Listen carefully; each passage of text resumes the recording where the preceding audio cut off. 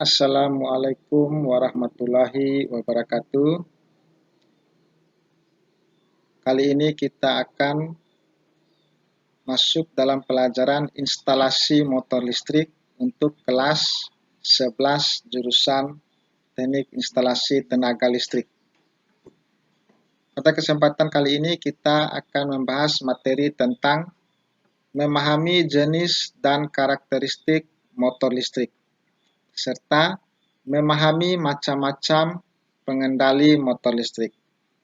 Baiklah, kita langsung masuk ke dalam materi. Yang akan kita bahas pertama yaitu tentang motor listrik itu sendiri. Ini contoh bentuk-bentuk motor listrik ya. Motor listrik inilah yang akan kita gunakan dalam praktek mata pelajaran instalasi motor listrik. Kalau yang ini adalah gambar motor listrik 3 fasa. Nanti kita akan pelajari macam-macam ataupun jenis-jenis dari motor listrik itu sendiri.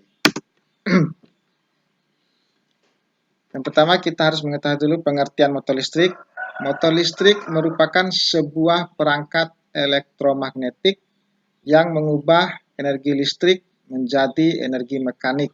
Jadi motor listrik ini nanti akan dihubungkan dengan listrik, baru kemudian motor listrik ini akan bergerak. Energi mekanik ini digunakan misalnya konveyor, memutar, impeller pompa, fan atau blower, menggerakkan kompresor, mengangkat bahan, dan lain-lain. Nah, ini kegunaan dari motor listrik ini ya, banyak ya. Selain di industri dan motor juga digunakan pada peralatan listrik rumah tangga seperti mixer, bor listrik, kipas angin. Ya, ini juga digunakan di peralatan rumah tangga. Ini terkhusus untuk motor listrik satu fasa. Motor listrik kadang-kala disebut kuda kerjanya industri, sebab diperkirakan bahwa motor-motor menggunakan atau menyerap sekitar 70% beban listrik total di industri. Nah, jadi motor listrik ini sangat digunakan, sangat penting di industri. Bahkan dia menggunakan listrik yang paling banyak di industri. Contoh penggunaan motor listrik. Yang pertama, konveyor. Nah, ini biasa digunakan di industri. Nah, seperti ini di pabrik botol ini ya. Nah, ini juga penggunaan konveyor ini untuk menyalurkan barang. Jadi barang disimpan di atas sini, kemudian dia akan bergerak sendiri. Sama seperti ini botol juga, dia akan bergerak sendiri. Nah, ini konstruksinya ini dia menggunakan motor listrik. Nah, di sini motor listriknya. Motor listriknya ini dirakit, dirangkai sedemikian rupa sehingga bisa menggerakkan konveyor ini. Lanjut. Contoh yang kedua, eskalator. Ya, eskalator ini tangga yang berjalan ya, atau tangga yang bisa bergerak sendiri. Contohnya seperti ini. Nah, ini orang naik dan turun tangga, jadi dia tidak capek-capek naik dan turun sendiri, dia cuma berdiri di atas tangga itu, tangga yang bergerak. Tangga ini bergerak karena ada lagi motor listrik yang menggerakkannya. Ya, ini contoh kedua penggunaan motor listrik. Yang ketiga, contohnya lift atau elevator. Nah, apabila suatu gedung misalnya memiliki tingkat sampai 10 tingkat, kalau kita naik tangga mungkin akan lama dan capek, makanya dibuat lift elevator, tinggal kita masuk di dalam ruangan lift itu, maka kita akan terangkat ke tingkat yang paling atas atau tingkat berapa yang kita inginkan. Ini contohnya, gambarnya. Ya, konstruksinya seperti ini lagi. Di bagian atas ada motor listrik yang mengangkat box tempat kita masuk itu, mengangkat ke atas atau turun. Jadi semuanya menggunakan motor listrik. Selain ini juga,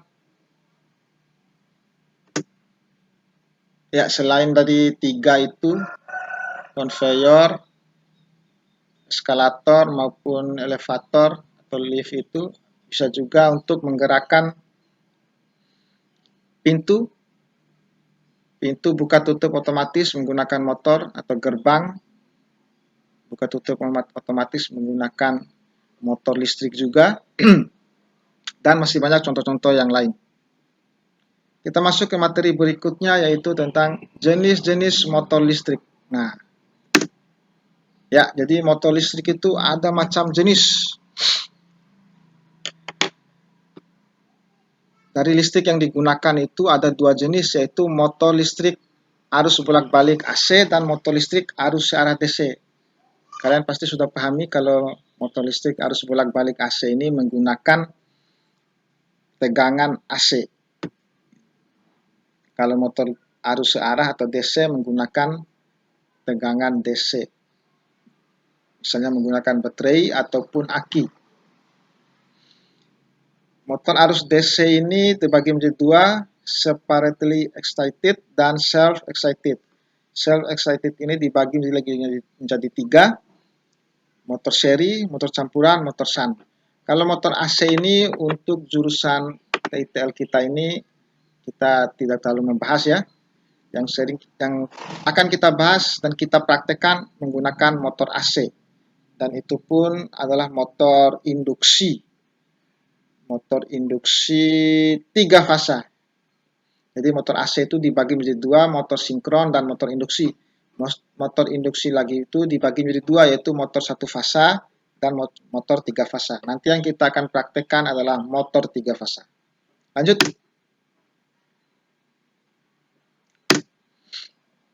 Prinsip kerja motor DC. Nah, ini contoh ya. Prinsip kerja motor DC. Motor DC ini begini ya.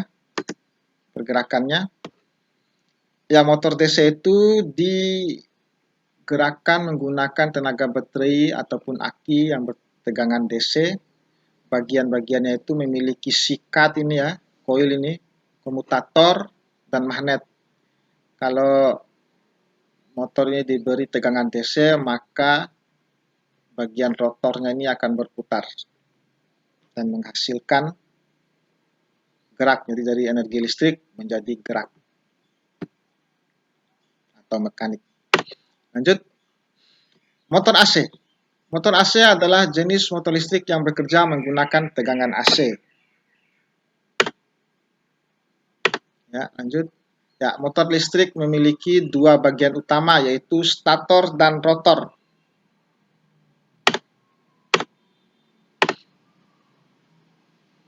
Pada dasarnya konstruksi motor terdiri dari 3 bagian, stator, rotor, ada tambah lagi 1 yaitu tutup sampingnya ya, end plate. Stator itu sendiri terdiri lagi dari 2 bagian, yaitu rumah stator atau yoke dan kumparan jangkar. Nah, seperti ini. Ini stator ini. Dia tidak bergerak, dia diam. Ini rumahnya yang besi ini, rumah motor atau yoke. Ini di dalamnya lagi ada kumparan ini. Kumparan jangkar. Rotor. Nah, ini yang bergerak, ini yang berputar. Rotor adalah bagian motor yang bergerak, berguna untuk merubah daya listrik induksi menjadi daya mekanik berupa putaran.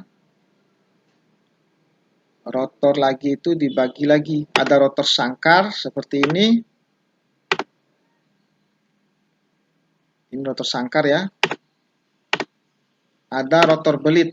Rotor belit digunakan pada motor yang memerlukan pengontrolan kecepatan putaran untuk mendapatkan torsi starting yang tinggi. Nah, ini lebih cepat.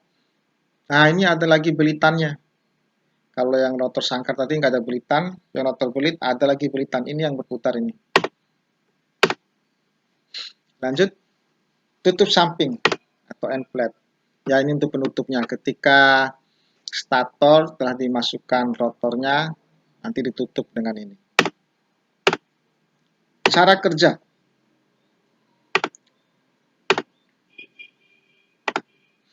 Cara kerja motor 3 fasa itu, karena kita akan praktekkan motor 3 fasa, nanti kita masukkan aliran 3 fasa di motor tersebut, RST. Kemudian dengan adanya medan magnet yang berputar mengelilingi rotor, nanti setelah masukkan listrik, ada medan magnet yang mengelilingi rotor ini, maka pada kumparan rotor akan terjadi tegangan induksi. Karena susunan kumparan rotor merupakan rangkaian tertutup, maka akan mengalir arus rotor IR. Dengan adanya arus rotor ini, maka pada rotor akan timbul medan magnet. Kedua medan magnet di stator dan rotor akan saling bereaksi menimbulkan gaya gerak. Nah, setelah dimasukkan energi listrik, akan menimbulkan medan magnet di dalam rotor maupun stator ini, sehingga menyebabkan rotor itu berputar. Jadi lebih kurang seperti itu ya, proses kerja dari motor listrik. Selanjutnya, sistem pengendalian motor listrik. Ada 3 tahapan pengoperasian motor listrik. Jadi,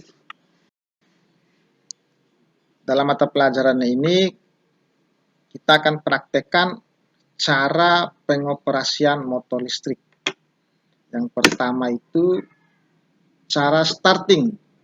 Jadi kita akan merangkai bagaimana cara agar motor itu bisa berputar. Tentu saja putaran pertamanya itu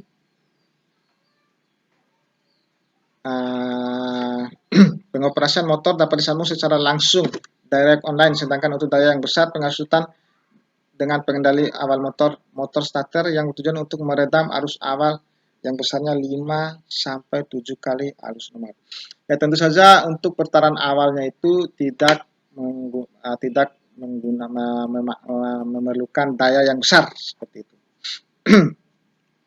Jadi kita akan praktekkan bagaimana cara membuat motor itu berputar pada awalnya dengan daya yang rendah seperti itu. Kemudian running. Nah, running ini beberapa saat setelah motor mulai jalan, arus yang mengalir secara bertahap segera menurun ke posisi arus normal. Selanjutnya motor dapat dikendalikan sesuai kebutuhan, misalnya dengan pengaturan kecepatan,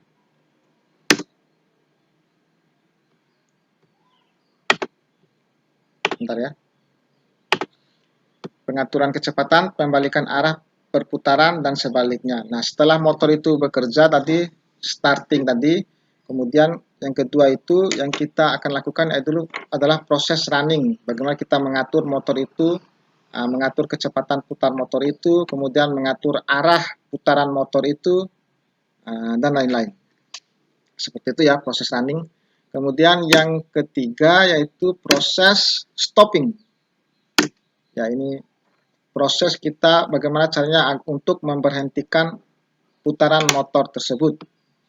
Tahap ini merupakan tahap akhir dari pengoperasian motor dengan cara memutuskan aliran arus listrik dari sumber tenaga yang prosesnya bisa dikendalikan sedemikian rupa, misalnya dengan pengereman atau brake, sehingga motor dapat berhenti sesuai dengan kebutuhan.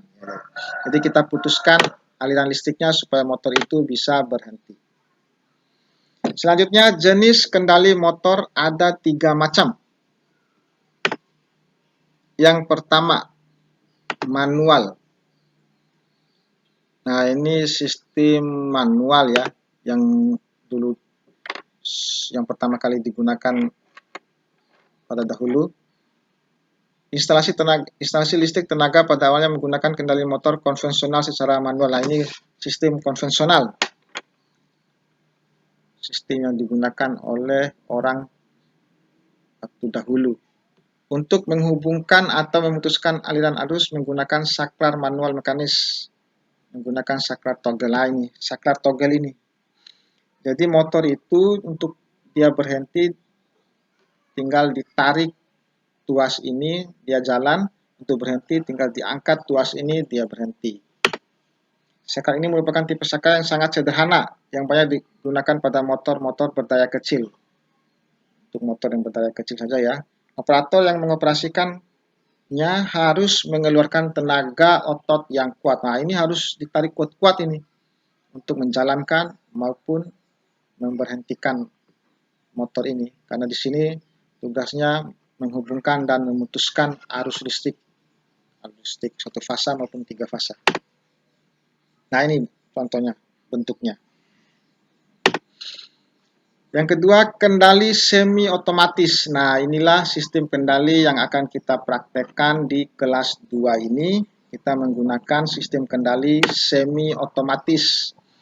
Pada kendali semi otomatis, kerja operator sedikit ringan, tidak mengeluarkan tenaga besar, cukup dengan jari menekan tombol tekan start saat awal menggerakkan motor dan menekan tombol stop saat menghentikan putaran motor. Kemudian, untuk menghubungkan atau memutuskan aliran arus listrik menggunakan konduktor magnet. Nah, nanti kita gunakan saklar magnet ya. Pada pertemuan selanjutnya nanti kita akan membahas alat dan bahan yang digunakan, peralatan-peralatan, komponen-komponen yang digunakan untuk instalasi motor listrik semi otomatis ini. Yang biasa dilengkapi dengan pengaman arus lebih, thermal override relay sebagai pengaman motor. Nah, ini contohnya di sini di panel ada push button start stop, tinggal ditekan maka motor ini akan bergerak ataupun berhenti. Selanjutnya, kendali otomatis. Kendali otomatis ini dia menggunakan sensor-sensor. Dengan kendali otomatis, kerja operator semakin ringan, yaitu cukup memonitor kerja dari sistem sehingga dapat menghemat energi fisiknya. Deskripsi kerja dari sistem kendali otomatis dibuat dengan suatu program dalam bentuk rangkaian konduktor magnet yang dikendalikan oleh sensor atau terprogram komputer sehingga motor dapat bekerja maupun berhenti secara otomatis. Jadi untuk kendali otomatis ini menggunakan sensor-sensor dan terprogram menggunakan komputer ya.